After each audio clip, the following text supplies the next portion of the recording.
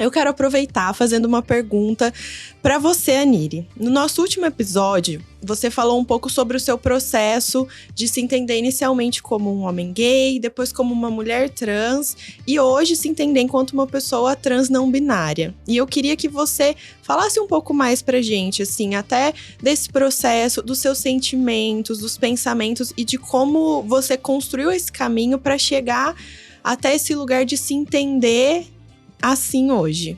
Legal. Hello, people! Tudo bem com vocês? Olá, meninas! Olá. Então, vou começar de quando eu percebi que eu gostava de coisas femininas. Tudo começou com um brincão. Eu tinha um amigo, morava com um amigo e ele gostava de usar brincão. E daí uma vez eu usei um brincão e falei, gente, peraí. Esse poder que eu estou sentindo é diferente. Estou sentindo aqui uma coisa muito nova, empoderadora, sabe? E a partir daí, eu comecei a usar bastante em festas. E eu fui percebendo outros artifícios que eu usava que eram considerados femininos e que me agradavam, que me faziam sentir muito bem. Por mais até que eu percebesse que o outro nem sempre tinha bons olhos para isso. Mas, na maioria do tempo, eu recebia elogios, sabe? E daí isso me motivava ainda mais. Depois, eu comecei a usar outras coisas. Então, a primeira vez que eu pus um cropped, eu falei assim, meu Deus, o que é isso, sabe? E eu sempre tive uma relação com esse universo feminino, conforme eu fui crescendo mesmo. Eu sempre cresci muito próxima da minha tia e ver ela se trocar, ver como ela ficava bonita quando ela se arrumava. Eu até mesmo era personal stylist dela, assim, tipo, vai assim, isso aqui combina com isso aqui. Até porque eu sempre tive muito interesse por moda. Durante esse tempo que eu tava morando com esse amigo, eu fui percebendo, então, que quanto mais feminina eu estava, melhor eu me sentia. Mas sempre teve essa dúvida, sabe? De eu estar me sentindo bem, mas às vezes estar me sentindo muito olhada, às vezes me sentir incomodada. E conforme eu ia aderindo a certas coisas, por exemplo, usar brincão pelas primeiras vezes foi muito impactante pra mim. Você sente uma vergonha, você sente algo assim, estou usando algo que não faz parte do meu universo, o que as pessoas estão pensando. Depois eu comecei a usar em festas. E daí no ambiente de festas é mais tranquilo. Mas depois de um tempo já não era mais uma questão. Daí eu usava tipo pra ir trabalhar. Tive a sorte até de trabalhar num lugar que sempre foi muito acolhedor nesse sentido. Pra todas as transformações que eu tive, porque a maioria dessas transformações ocorreram no período de 2 anos. Que foi os 2 anos que eu saí da casa da minha mãe pra morar com esse amigo.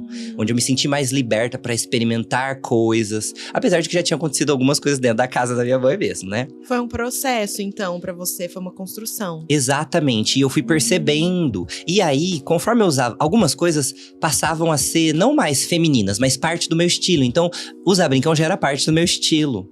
Depois, pintar as unhas. Meu Deus, a primeira vez que eu apareci no meu trabalho com unha pintada, nossa, foi um choque pra mim. Eu achava que até mesmo aquilo ia fazer com que os outros duvidassem da minha capacidade profissional. Então eu ficava tipo, nossa, eu tenho que me provar agora que eu estou pintando as minhas unhas.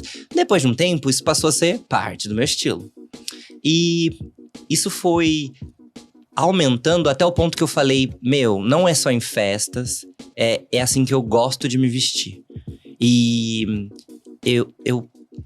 a maneira como eu me sinto, ela vale a pena, mesmo que as pessoas não encarem de uma maneira bacana, ou eu não passe tão despercebida quando eu não estou com esses artifícios. A primeira vez que eu pus cabelo, daí foi uma divisor de águas, assim, sabe? E nem foi um cabelo tão feminino, assim, eu nem usava ele de uma forma tão feminina, foi só um cabelo mais longo. E eu falei assim, gente, o que é isso?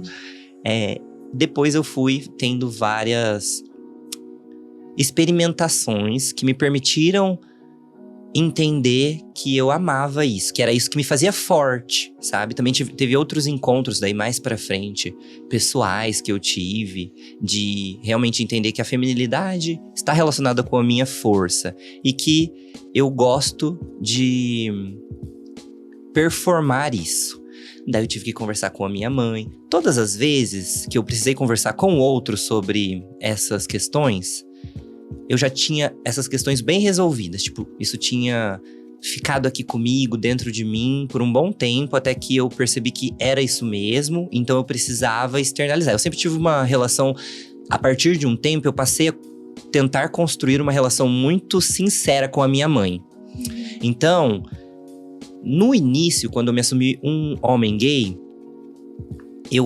depois de eu ter passado da fase de me odiar por ser quem eu era, eu comecei a odiar o outro por todo esse tempo que eu tinha passado me odiando. Então, quando eu contei isso pra minha mãe e pra minha família, foi um período de muito embate. Eu já trouxe no você tem que aceitar, engolir, vou esfregar na cara e não aceito mais comentários, mais piadinhas, e tentei impor essa relação com os outros. Isso até me fez me afastar da minha família, e depois de um tempo eu pude fazer esse retorno, conversar com as pessoas que eu precisava conversar. Tive uma conversa muito especial com a minha tia, principalmente, porque a gente tinha, nesse meio tempo, assim, se afastado. E era uma pessoa que eu gostava muito. Você sabe que isso é um relato muito comum, assim, de pessoas da comunidade LGBT, de maneira geral, assim. E que é natural desse processo, né? Porque é isso, você tá super bem com você já se entendeu, né? E aí comunicar isso pro outro… Como pra você foi um processo, pro outro também vai ser. Mas você tá num momento que você não quer mais o processo, né? Então isso é muito comum. E também eu vejo muito comum as pessoas depois, quando elas chegam nesse lugar de conseguir daí ter um diálogo, de se reaproximar, com um sentimento às vezes de culpa. De, nossa, eu não deveria ter sido tão rígido. Eu não deveria… Foi isso que eu senti. Eu não deveria ter imposto, né? E aí eu sinto que é natural que isso aconteça, né? É um momento de se afirmar, Sim. Né? Então, é difícil você dizer, olha, é assim que eu sou, mas tudo bem, se você quiser me tratar diferente. É difícil se colocar nesse lugar. Então, é muito comum perceber. E depois que eu passei por isso, como eu percebi, eu tive esse processo primeiro pra contar pros outros que eu era um homem gay. Quando eu me entendi uma pessoa feminina, foi mais fácil de eu falar pra minha mãe. Mas teve choro, envolveu muita coisa. Mas daí eu também falei pra ela, falei assim, olha mãe, eu percebi isso sobre mim. E a partir de então, você vai ver essa transformação. Então eu vou ser cada vez mais uma pessoa mais feminina. E aí…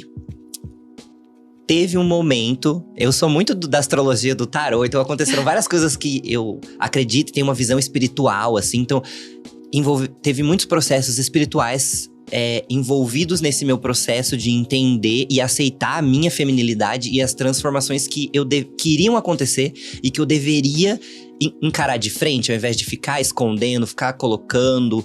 Até mesmo, tipo, ó, você tá colocando isso aqui. Você tá tentando esconder isso aqui, mas isso aqui precisa, uma hora vai sair.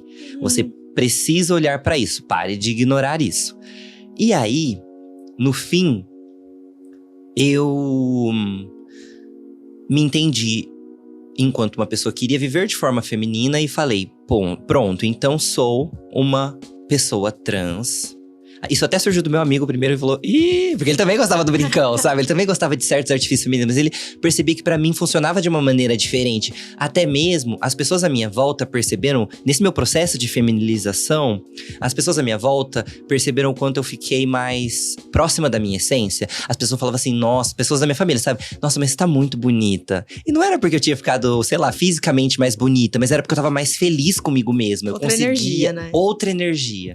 Eu conseguia ser eu mesma de uma maneira completamente diferente. Durante um período, eu parti da ideia de que eu deveria entender o que era ser uma pessoa trans e me adequar àquilo. Mas é um processo interessante, esse da autodeterminação que eu trouxe, e também em terapia eu consegui mudar essa visão para… primeiro eu preciso entender quem eu sou, parar a entender quem eu sou, o que eu gosto ou não. E daí, entender se o mundo… Como o mundo entende isso, que eu sou. E às vezes o mundo nem entende, não é mesmo? Mas em um primeiro momento, eu falei, sou uma mulher trans e questões dos meus feitios masculinos. Eu também tenho a minha masculinidade, né? A minha energia masculina e feminina. E isso começou a me incomodar. Eu falei, então tudo isso tem que mudar, porque eu preciso me adequar, porque agora que eu entendi que eu sou uma mulher trans, eu preciso me adequar. E depois de um tempo, quando eu passei a me identificar, né, e trazer isso pra mim ao invés de buscar lá fora. Então, passei um tempo buscando lá fora o que eu deveria fazer pra me tornar a pessoa que eu tinha sentido que eu estava me identificando. E depois desse processo eu percebi que eu não me vejo no lugar de uma mulher, sabe? Não é como se eu tivesse… como se eu sentisse que eu sempre fui mulher ou que eu quero ser mulher. Nesse lugar de ser uma mulher cis, de alcançar essa cisgeneridade, né? Então, eu parei pra pensar comigo mesma. A questão é… A Niri é uma pessoa muito feminina que quer viver assim. Ela não veio pra performar a masculinidade que é esperada dela, ainda mais enquanto um homem negro. A sociedade tem estigmas em cima do homem negro e espera até uma masculinidade diferente do que se espera de um homem branco. E eu não vim pra cumprir isso. E eu iria viver de forma feminina e tudo que me interessava é do universo feminino. Mais do que me interessar, o que me identifica e o que me faz forte, o que me aproxima da minha essência. Eu percebo que a minha energia feminina é mais interessante pra mim. E que, não que eu ignore essa energia masculina hoje, mas a junção dessas duas coisas sou eu e… performar essa feminilidade é o que eu gosto de fazer. E aí, a partir daí, eu falei, então é isso. Então, vamos lá. E daí, eu comecei numa pesquisa, entender essa questão de podermos, sim, ter uma visão para além das possibilidades de ser homem ou ser mulher apenas. E trouxe para mim esse espaço não binário, assim. Foi dessa maneira que tudo começou. Mas é algo muito pessoal, né? Eu até vejo relatos de mulheres trans que também têm essa mesma visão de não ter sempre se visto como uma mulher, mas com o tempo ter descoberto essa mulher que existia dentro dela. E eu tenho interesse, por exemplo, em entender o quão feminino o meu corpo pode ser. Não num espaço de tentar atingir certa feminilidade ou no espaço de tentar performar certa mulher cis. Até mesmo porque… todas as pessoas, sendo cis ou sendo trans, têm a sua feminilidade e a sua masculinidade. Faz parte de todos nós, essas polaridades, né? E…